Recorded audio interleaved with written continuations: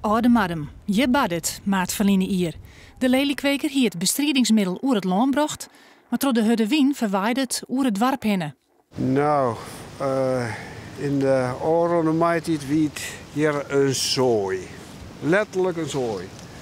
Er was een enorme stofstorm en het fijne zand werd hier in de greppel. Nou, die greppel die lag helemaal vol.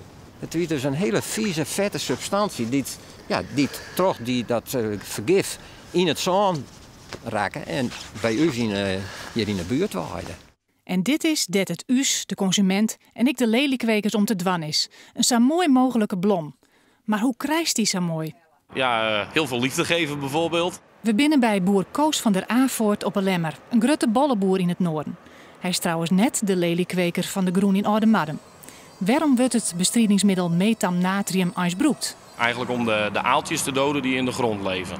Dat is belangrijk omdat die aaltjes zeg maar, aan de wortels eten van de lelies. Zeg maar. Die vreten aan die wortels, dus, waardoor die bol heel slecht wil groeien.